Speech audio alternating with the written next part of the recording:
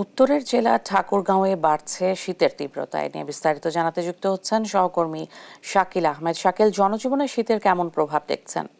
ধন্যবাদ ইশিকা। একটু জানাতে চাই যে উত্তরের জেলা ঠাকুরগাঁও হওয়ার কারণে এই জেলায় প্রতি বছরের মতো এই বছরও শীতের তীব্রতা প্রকট আকার ধারণ করেছে। আমরা লক্ষ্য করছি যে সারাদিন এখানে রোদ লক্ষ্য করা গেলেও যত দিন দূর এগিয়ে যাচ্ছে, সন্ধ্যা নাগাদ হতে না হতেই এই জেলায় তাপমাত্রা অনেকটা কম লক্ষ্য করা যাচ্ছে। আমরা লক্ষ্য করছি যে রাতে প্রচন্ড পরিমাণ ঠান্ডাও আমরা এখানকার যারা ছিন্নমূল মানুষের পাশাপাশি সবচেয়ে কষ্ট রয়েছেন দিন মজুর মানুষেরা। আমরা এই মুহূর্তে রয়েছি ঠাকুরগাঁও এই অঞ্চলে।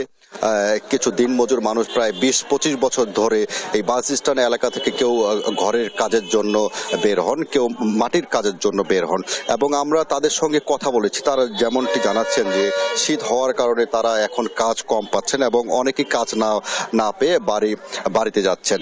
আমরা এরকম দু একজনের সঙ্গে একটু কথা বলবো যে এই যে কি সমস্যা হচ্ছে এই শীতের কারণে আপনাদের। শীতকালে একটু কাজ কম পাওয়া যায় আর কি। এখন 8টা পার হয়ে গেছে, এখন 9টা বাজলে তো আর কাম পাওয়া যাবে না, বাড়ি যাইতে হয় ঘুরে আর কি। এই জন্য আর কি সংসার চলিতে খুব কষ্ট হয়, বর্তমান কাজ খুব কম, এই আর কি। এই যে আপনারা সপ্তাহে কয়দিন এখন কাজ পাচ্ছেন, কয়দিন কাজ পাচ্ছেন না? সংসারে কোনো ধরনের সংকট হচ্ছে কিনা? 3 দিন করি, 4 দিনে ঘুরে চলে যাই। সংসারত খুব কাজ কাজ হয় না। ওই 3টা দিন করি আর 4 দিনে আর ঘুরে চলে যাই। সরকারি সহযোগিতা কিছু পালে তো ভালো হয়, বর্তমান সরকারি সহযোগিতা তো কোনো পাই না। এই নিয়ে আর কি ধাতাল কাতাল করে আর কি চলছে আর কি।